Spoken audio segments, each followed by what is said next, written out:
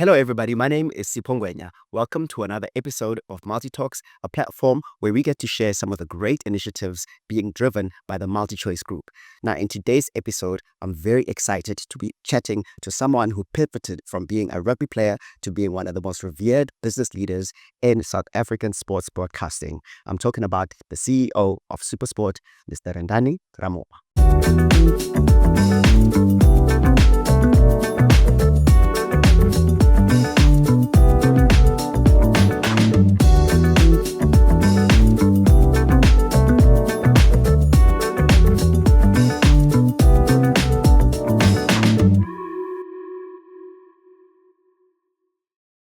Rendani, how you, brother?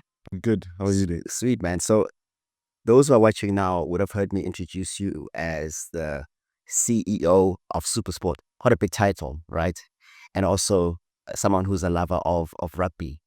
Um, I just want to stop it right there, actually, and say the first time I met you, this is where the rugby part for me is a bit weird. First time I met you, I would have thought that you're more of a basketball player, right? Did you ever play basketball, or was rugby always your thing? No, so rugby, because I'm from Limpopo. Yeah. Venda. Yeah. There's no basketball there. Oh, but there is a basketball team from, the BAL has got Okay, nowadays, yeah. I think when I was growing up, went to an Afrikaans school. Yeah. It was athletics, rugby. And then I think the love for sport grew there. But rugby was always the thing where, like, you were like the cool kids. Yeah. If you played rugby. Yeah. And then I got a scholarship with the Bulls to go to St. Holmes College. And I think that's where my life changed. It was all through rugby. And I think from an early age, things like scholarships, bursaries, it's always been more sports related. So it's more like how did I use sport to basically just further my career in corporate? And I mean, many people would say you're quite privileged, right? Because I think to myself, what a joy it must be working in an environment where you're actually passionate about sport. You know what I mean? You're a sportsman yourself. How does that feel for you? I think the statement is accurate. I'll never forget the first time I found out about SuperSport. We had open time. And then I think Blitz was on. And then I saw MTS Patel come on. Yeah. And then I saw a strike. It said CEO SuperSport. You were like, I'm gunning for that one. I was like, that's the one. Yeah. I didn't know what it was, but that sounds very, very cool. And then a couple of years later to be in this role, I think privilege is a good way of summing it up. I think it is quite privileged, but there's a big sense of responsibility that comes with this. Yeah. We see what happens when the Springboks win a World Cup. It's almost like the morale of the country is on a high. We play a key role at influencing that morale through what we do on a daily basis. So I think just to be able to tie that back to our purpose, I think that in itself is a massive privilege. And now that you talk about the Springboks, the team did a bit of research on you, right? They did some digging. There's a statement that you made around the 2007 Rugby World Cup being one of your favorites ever, right? Now we've obviously won, I think, 2 World Cups after that. Yeah. And with that said, is the 2007 still your favorite one? Yeah, and I think Matt Pierce would kill me if I didn't say this. It's back-to-back, first to 4. Yeah.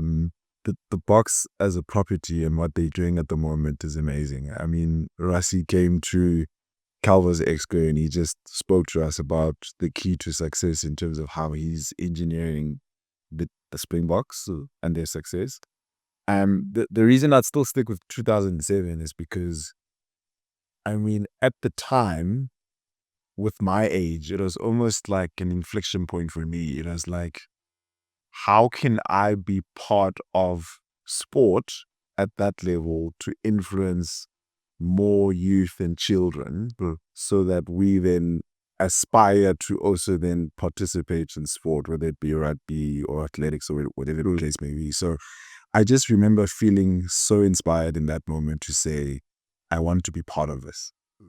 In 2019, it was slightly different. Working at MultiChoice, I'm in the industry now. I didn't see myself as that same youngster who had an aspiration. It was more like, this is now becoming a reality. But had I not seen it in 2007, I don't know if I would have had that burning desire and passion to pursue it with everything that I had, because I worked in FMCG, and then an opportunity came up at MultiTalks. I took a pay cut. I used to manage P&L by country, but I said, it's always been my dream, i.e. MTS Patel, Stripe coming on, CEO of SuperSport, and I just went for it. So 2007 for me was almost like, it was an inspiration, and it lit something in my belly. Oh, wow, that's really cool. And I think the way that you explain this for me is like such a cool thing for anyone watching right now, right? In terms of your purpose and sticking to it. Because I think nowadays people just are attracted by the title and not understanding the sacrifices that some people have to make, to get there, right? Yeah, and I think, it's an interesting discussion point. I think we over glamorize the finished product. Correct. And I don't think we talk enough about the sacrifice, the pain, the hardship, the times where it doesn't seem like it's going to happen. And then we oversimplify the end product and then make assumptions and say, fast tracked, blackmail. We've got many titles to try and make sense of someone's life sacrifices. I saw a stat that said Usain Bolt trained something like 10 years, but we only saw him for less than a minute. That's crazy. To perform his craft. That's crazy. Yeah, and if you bring it back, it's almost like when you see the finished product, because you're trying to make sense of it, you oversimplify it. But there's a lot of hardship and there's a lot of blood, sweat, and tears that goes into crafting that purpose, the DNA, the ambition in terms of what success looks like. Now, before we get into some of the many initiatives that the MultiChoice Group drives, let's just talk more about how sport is important in terms of, creating that unity, especially in countries that are very divided. Us being an example, right? We've seen what the African Cup of Nations did when we won it, how the country was, at a very critical point in terms of division. I mean, we had won the Rugby World Cup, and then it was the African Cup of Nations. And also how it's so inclusive now, right? Why do you think that is so important for us to keep investing in such, sports for the business? Yeah, it's an interesting one, because at SuperSport, our purpose is connecting people to their passion for sport. For the longest time, we took a product and we put it on a channel. We still do. That's our core business.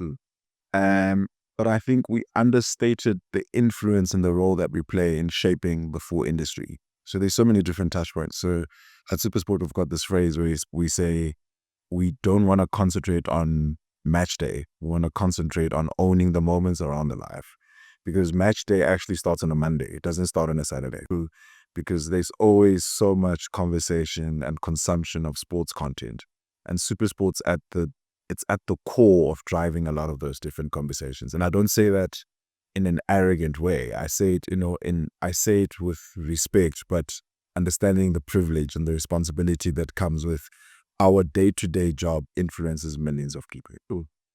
And the minute we then took a step back and understood our core role that we play in society across Africa, we're the biggest funder in sport across Africa, we're the biggest sports broadcaster arguably around the world. No one in the world broadcasts more sports content than us. And that's a fact. No one. Yeah.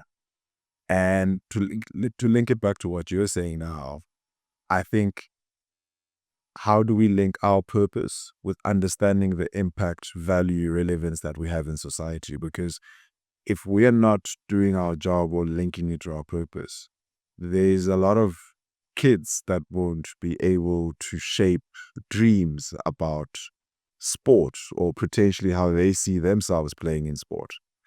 We had a conversation with one of the co-founders of Disney, and he was saying the reason they created Disney Plus was because they wanted to retell and package a lot of the stories that we grew up in our youth, like Cinderella, Pinocchio. They wanted the generation of today to be able to have access to it. And I think the same principle applies for sport. We have a role to play in terms of how can we make sport accessible? How can we grow the sport? How do you grow talent from grassroots all the way to professional level? And again, I'm not saying it in an arrogant way, but if we don't play our role, it's questionable as to whether or not the industry as we know it today will still be where it is.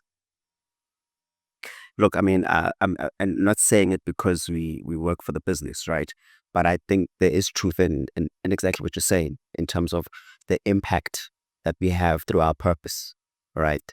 And and many businesses tend, especially when they have so many services, right, tend to focus more about building services and not looking at the impact of those services in society as a whole, right? Because especially when you're chasing profit the whole time, right? But now let's just talk more about your journey and how you managed to be sitting where you're sitting today, right? You did say you came to SuperSport, you had taken a pay cut, but even with that, was the vision for you always gunning to be the CEO? And now that you're here, we understand that. Just talk to us about the journey, right, that it took for you to actually be where you are right now. Yeah, I mean, I don't think I've ever said this out publicly, but it's always been my dream job, good CEO of SuperSport. Cool. But I've always been very vocal about wanting to be in this space. I think I did my honors at Vega, and I remember coming to studios with my CV in my hand, boo. And I just wanted to know, like, how do I get into the system? When then I met Matt Pierce, and Matt Pierce then gave me an email, someone I could like send my documents to. That never panned out, but it's always been a dream of mine to be here. And now that I am here, like every time I walk into the building, there's a fresh sense of like humbleness, but also just I'm living my dream. And there's a pureness to that in the sense where it's like, keep the main thing the main thing. Never let the platform or the role or the influence or everything that you see, the lights, the events, never let that take away from what got you here and what drove you here. And when I say that in terms of it being my dream, there's always people that need to champion and support. I think the minute I came in, I started in the Africa business. And then the likes of Andrew, Adriana, there were always people, Henny, there were always people that almost supported me in terms of growing my career. Then I met Mark Jury. At the time, I think he was marketing and acquisitions. And the former CEO, Gideon, as well. I had a very good relationship with him. And then just through working with the different people, different projects with Mark, that then just got me exposed to different areas in the business. And I think, long story short, I think MultiTalks in itself, just the way it backs talent, I've never seen anything like it. Because it can also go either way. You can back talent and it doesn't work. Of course, okay. But I've seen a lot of instances and cases where MultiTalks develops and grows from within. And again, to the point, I don't think we call this out enough. And I don't think internally as well, I don't think it's things that we actually call out to say, age 35, living my dream, but it's purely because I've been given the platform and the space to be able to explore and to test things out. So I'm very grateful. And I'm not gonna name drop just because it's my boss, but Calvo, yeah, also for him to look at me and say, okay, it might not be the finished product, but we see something here. We want to give you the chance and let's see what you can do. Endless possibilities, right? So now let's get into the initiatives that I made reference to earlier on. So we've got multiple initiatives, right? There's the Disky Challenge, the DSCV Disky Challenge, Here for Her, and some of the leadership programs that you're also involved in, right? But the Here for Her one for me is what I want to just touch on quickly, right? For those who might not know what the campaign is about and what the initiative is about, please just, give us some more. So I think Here for Her started with the Netball World Cup. And Mark Jury at the time, as SuperSport CEO, he made a commitment to say that we're going to have an all-female production crew. So that's never happened. So talk about the world of the impossible. And then what then happened is we got backing from internal, the board approved. But then the hard thing was to then galvanize the industry, because um, it's one thing to call it out that you want an all-female production group, but it's another thing to actually pull the building blocks to make it happen. Okay.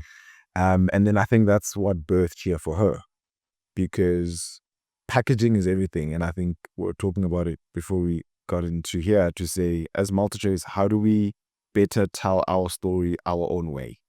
And I think Here for Her was a good way of packaging the all-female production crew, Netball World Cup, and then the core focus of Here for Her now and the way it's evolved, it's to basically unearth and showcase all the female talent, new talent, and also encourage the next generation to want to almost be more involved in sport, because one of the things that is growing globally is women's sport. But I think to almost package it and not necessarily treat it as a like for like, because the initiative and investment that's needed to go into female sport it's substantially a bit more than where male sport is.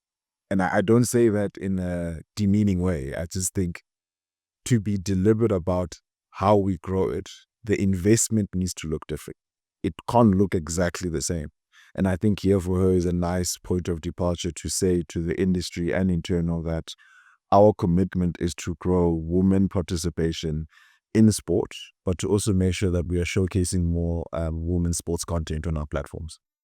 And is it something that is ongoing, or was this a once-off initiative? What's the future for it? So it started off as a once-off for the Netball World Cup, but then we then started getting requests from external parties to say, this is an amazing property, what are we doing with it? And then that obviously inspired us to then make sure that we take it forward. We've relaunched the campaign now, and our commitment is to continue to make sure that we invest into the property, but to also make sure that we keep investing into growing women participation in sport. And as a broadcaster, it's not just on the field or the content on the platform. I mean, most recently we had Nono, who has been in the business for, I think it's 15 plus years. She was the first female director for the NTN 8 final and the Nedbank Cup final. So to call it out for what it is one thing, but to package it and to actually celebrate it is all part of the DNA of what Here for Her stands for. We've got Layla, who's our first female rugby commentator in Africa. That is another amazing initiative, right? We've got Amanda. She was the first female commentator at AFCON last year. First ever. And that all stems from MultiTalks and SuperSport. And I think we need to be more deliberate at how we showcase our wins, because I think what almost happens is we get so used to doing the job that we forget that there's another part of the job, which is for us to tell our story in a non-arrogant way, but just to make sure that we're telling our stories, because you never know who it might inspire in the future generations to come. Well, there's many, I guess, many great stories to tell, right? I mean, we touch on just Nono's story. She was actually in studio with us in our first episode. A lovely chat we had also just around the DSTV Disky Challenge, right? And how that, continues to be in the forefront in terms of unearthing, young sort of footballers, right? But now another one that you also involved in fact, you were in the first cohort of the SuperSport Industry Leaders Program. Just tell us a bit more about that and your involvement in it now. Yeah, I think Industry Leaders, I was one of the delegates, I think it was 3 years ago. What we've realized is that as much as we are the biggest funder in sport, sports administration is a key part of the sustainability of sport. So you might have the biggest checkbook, you might have the best strategy, but if you don't have the leaders that can continue to drive the vision and the sustainability of the sport, a lot of the initiatives will fall flat. So then Industry Leaders was launched. I think from the class Industry Leaders 1, it was myself, Graham Smith, who's now commissioner of the SA Trainee, Piletsi, who's CEO of CSA, Jessica Mutaung was on there, Brian Abana was on there. There was a lot of delegates where we felt that they are talent, but not talent just in their own regards, but talent in terms of their contribution to the industry. And then we launched Industry 2.0. And this year you had people from PSL, you had people from SA Rugby, you had people from Netball, South Africa. So Thomas is also in there. Thomas Mlambo is on there. I mean, quite an interesting thing. Every time he spoke like he was on a show. So I think it's bringing a mixture of all of the different personalities. But the key goal is to make sure that we are constantly building a pipeline of leaders that should a role open up, or if you are bringing UFC to South Africa or F1, where do you lean on the expertise into like within South Africa so that you can actually deliver a lot of these projects, which are global projects? But the ambition is to always make sure that we almost make sure that our investment becomes future-proof. Rendani, let's just touch on, a great initiative, the DSTV Diski Challenge. We spoke to Nana about it briefly in a previous episode. For you, just tell us about, the vision of the DSTV Diski Challenge and where it's going from a strategic point of view. Yeah, I think it's such an amazing property, and you can't have a property like Diski Challenge without a great partner like the PSL. Credit has to go to the PSL in terms of providing us with the opportunity to be able to come in and partner with them at that almost like granular level for grassroots. Because off the back of the partnership, now what we're sitting with is a situation where 350 players have come through Diski and have transitioned into PSL or gone and have played for different clubs around the world. And again, just linking back to the theme of how do we become a bit more deliberate at telling our story, owning our wins, that is an amazing achievement. I think the Diski Challenge, if I can split it into two parts, there's the on-field piece and there's the off-field piece, which almost speaks to more community partnership and development. But the on-field is very clear-cut. Through Diski Challenge, you've got young players that come through the ranks, and then what happens is they then are seen at an earlier stage, and then they get an opportunity to go and play for one of the senior teams in the PSL. I mean, I think I was looking at the stats, something like SuperSport United, something like 70% of the players come through Diski. Oh, that's crazy. If you look at Pirates today, their two key wings all came through Diski.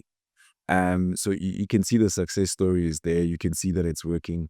And again, you see this push and pull, or the importance of grassroots and how that links into your more professional and senior levels. And I think, again, if we were to use rugby as a case study, that's what rugby's got right. The grassroots structures are so solid to a point where I think Rassie already knows 3 of the young top talents that are coming through, and he's really got a plan in terms of how he transitions them into the Springboks setup. So, and I think PSL and what we've done with Diski is another form of that in football. I think what that looks like going forward is, again, how do we continue to tell our story? How do we continue to make sure that we are very deliberate about articulating our wins? And it's something that the chairman of the PSL is very, very passionate about. We call him QC, quality control, because he watches everything. That's good. I mean, you have to be invested, right? No. But the passion that he has for Diski, I mean, one of the sessions he said to us, he was calling us out. He was saying, we're not talking about Diski enough in PSL. Like he was saying, our commentators need to call out a bit more the number of players that have come through. In our storytelling capacity in production, our PR, our promotions. And now that's put us in a position where now we're celebrating 10 years of Diski. And the way in which we've packaged it and the way we are amplifying the message is fundamentally different to what we did last season. But it's all because of the almost like rejuvenated energy of this is an important property for us. On the second pillar, which is almost like the off-field side, again, MultiTalks, not bragging, but MultiTalks has invested plus minus 350 million over the 10 years into Diski specifically. I mean, those numbers are staggering. 350 million just to develop talent. And if you also see the impact of Diski in the communities, what that means for the different vendors when you go to the different stadiums for them to host the different teams and the different festivals. Again, it's not something that we talk about enough. Like, most of the matches are sold out. The stadiums are full. But again, I think it just shows the appetite and how healthy football is in South Africa at the moment. And in the past, we've also done things like internships. Nono goes through the internship program. Some of our producers are trained in the Diski space. So again, I think it's the on-field product, but how do we also use the platform to make sure that we are still doubling down on growing talent in and around the back end of the storytelling? And now that we touch on Nono, right, just in terms of the inclusiveness, right, how are you trying to bridge the gap where you're trying to basically just create more opportunities for female producers, female directors to come through this initiative? It's a good question. I mean, let me start by answering what I don't want. I don't want a situation where we are forcing people into situations or positions and they are not necessarily equipped or given the tools to succeed, or they are not the best. And personally, I mean, I've played in rugby where I was put in a position because of my skin color. And I completely understand transformation. But I think at the time, what that does to the psyche of the person, I think if not addressed well, it can do more harm than good. Because you put someone in a position where they are second guessing themselves and as to why they are there. And I think the beautiful thing about here for her, and if you look at Nono, Nono is one of the best. She is so good that when we were discussing the MTN at final, the way the conversation was had in our exco was, guys, who's directing MTN at final? And then we had the list, but it was like, oh, but Nona's come to the ranks. Why not her? Yeah. And the conversation was very encouraging because it was not about the fact that Nona was female. It was about the fact that Nona's bloody good. To the point that by the time it was Nedbank Cup, it was a effortless conversation to say Nona should be the person. So it's almost like bridging that gap between making sure that the structures, systems, and tools are given to the people to succeed. But at the same time, when you have to have a conversation about making sure that you're profiling talent, not to shy away from that, because is Nona the best? Yes, she is. But did we have to have a conversation about why she should be directing the different fixtures? Us as an exco, it's something that we need to embrace going forward.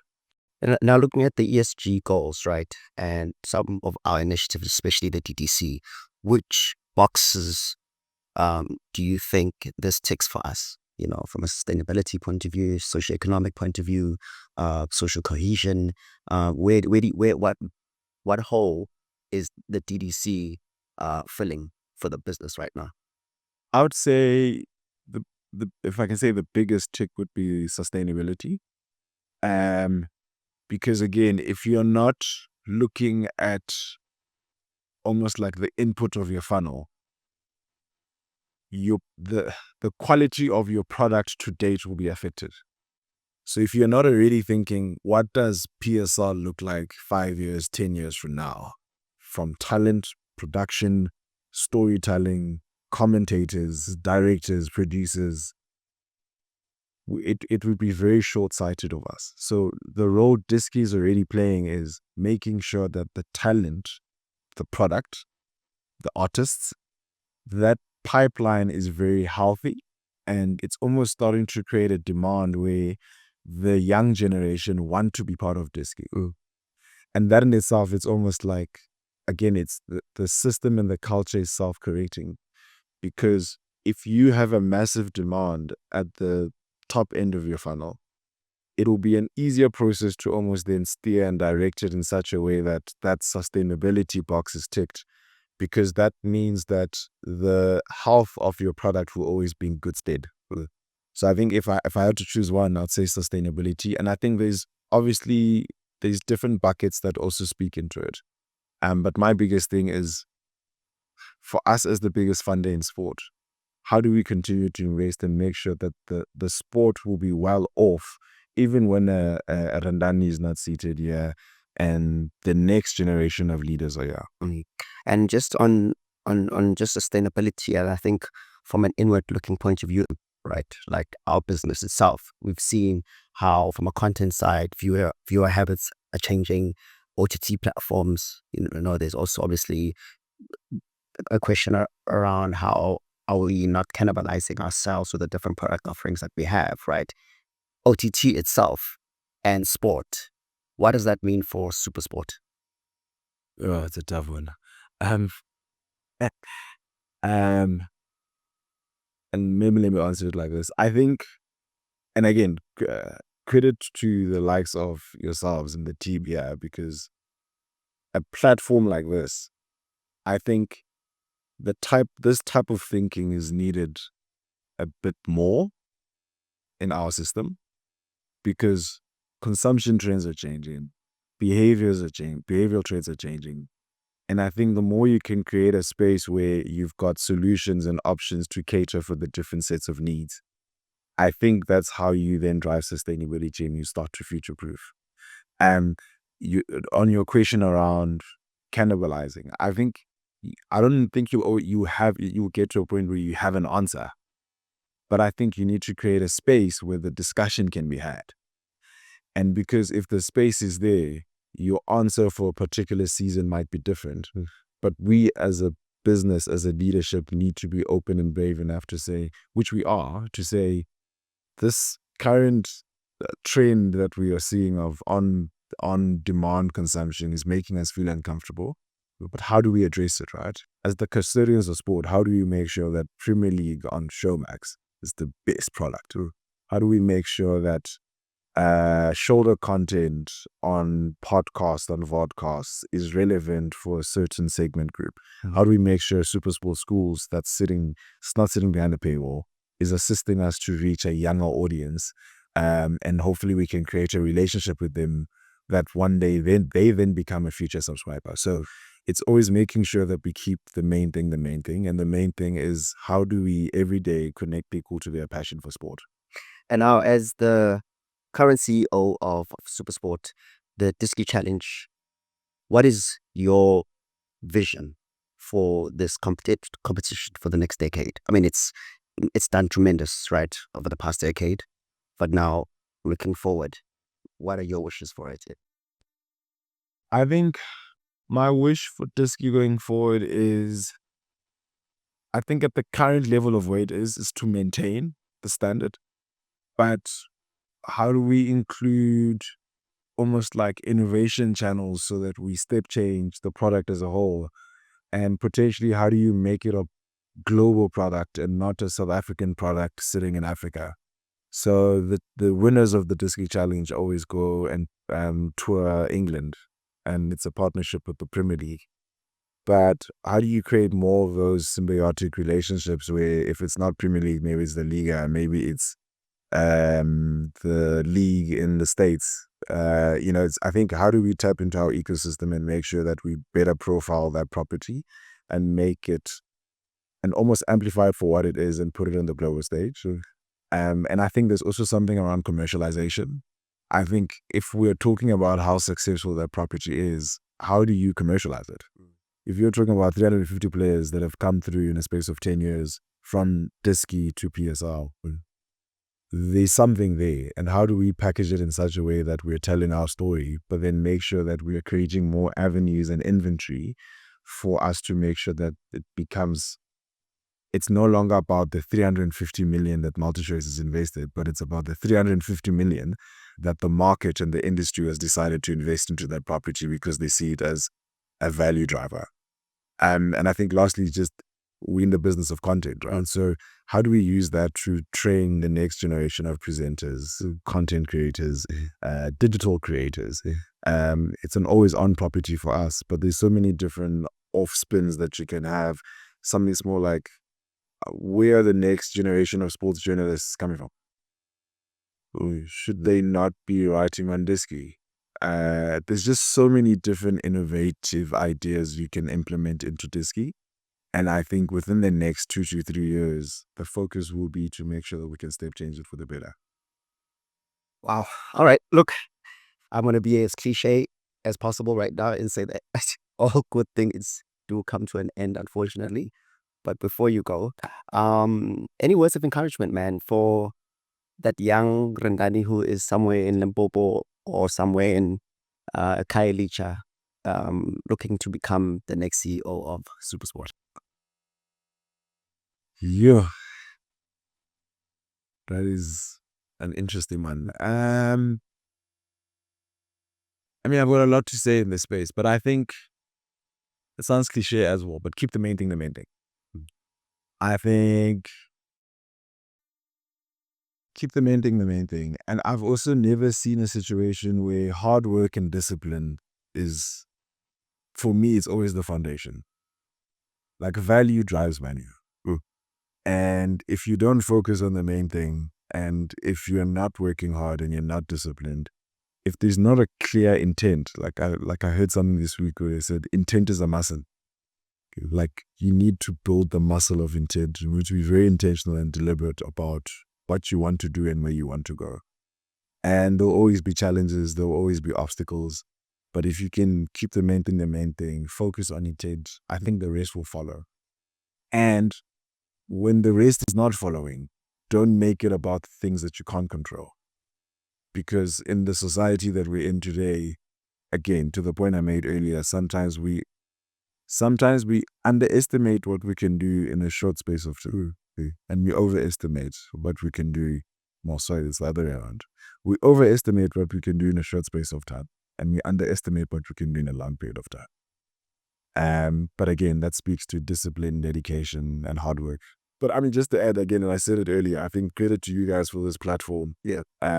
We, like, sports minister came, I think it was June, when he started, and he said one of the biggest criticisms he has for MultiTalks is that we are not telling our story. So for you guys to have this platform, for you to be owning this space, and for the team to be doing what you guys are doing, it's needed. And I think whatever support the full business can give to make sure that we can double down on this initiative, it's great. We need to tell our story more, and I'm happy that you guys are leading the way. No, thank you very much, sir. Much appreciated. Thank you.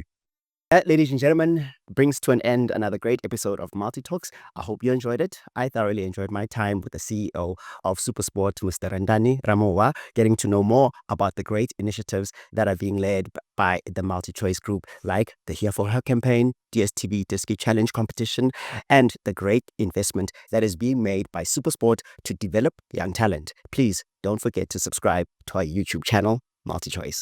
My name is Sipho Ngwenya. I will catch you next time. Goodbye.